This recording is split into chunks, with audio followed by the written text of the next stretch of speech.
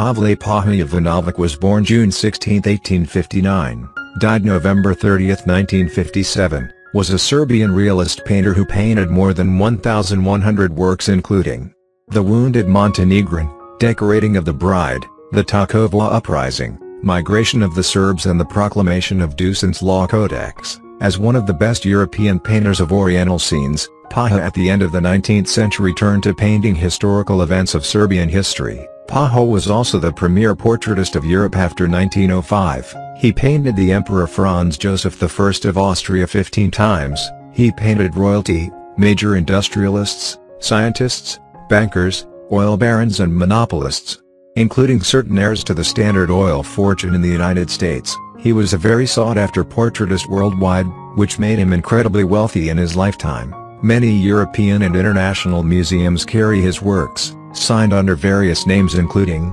Paja Jovanovic in the National Gallery of Victoria and also 2 portraits in the Utah Museum of Fine Arts, Paja Jovanovic, Paja Jovanovic, Paja Jovanovic, P. Jovanovic and others.